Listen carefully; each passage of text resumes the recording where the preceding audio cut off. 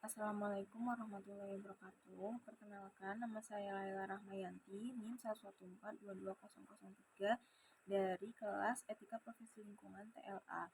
Di sini saya akan menjelaskan mengenai hubungan antara teori antroposentrisme dengan etika profesi lingkungan.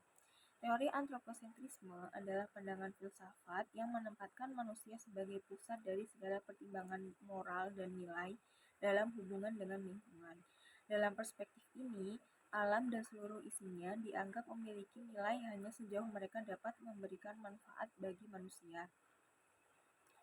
Kondisi lingkungan saat ini sangat memprihatinkan akibat dari adanya berbagai aktivitas manusia yang tidak memperhatikan keseimbangan ekosistem, dimulai dari seperti kegiatan deforestasi yang terus berlanjut, pencemaran udara dan air serta tanah, hingga eksploitasi sumber daya alam yang berlebihan.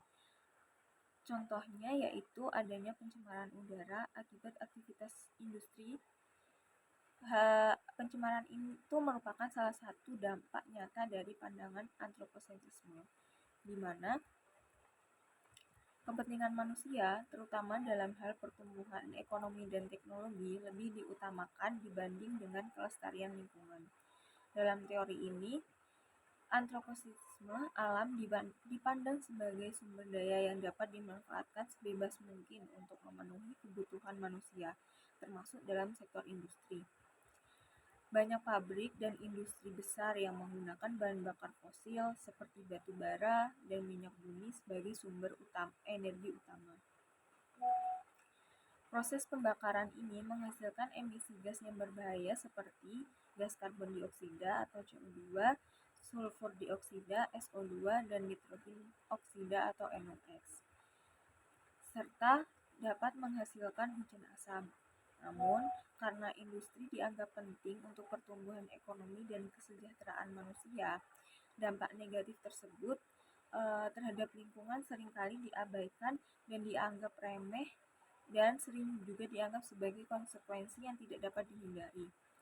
Selain itu, dalam sistem ekonomi yang berorientasi pada keuntungan, banyak perusahaan lebih memilih untuk menghemat biaya produksi daripada berinvestasi dalam teknologi yang ramah lingkungan.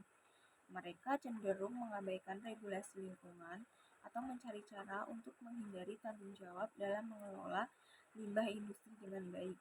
Hal ini mencerminkan bagaimana perspektif antroposentris masih mendominasi dalam kebijakan industri, di mana alam hanya dilihat sebagai alat untuk memenuhi kebutuhan manusia tanpa mempertimbangkan dampak ekologis jangka panjang. Manusia tidak memikirkan jangka panjang terhadap lingkungan, namun manusia justru hanya menggunakan alam sebagai alat untuk memenuhi kebutuhan. Adanya etika profesi lingkungan berperan penting dalam mengatasi pencemaran udara dan menuntut tanggung jawab moral dari setiap individu dan instansi atau organisasi terkait yang terlibat dalam aktivitas industri, transportasi, dan penggunaan energi.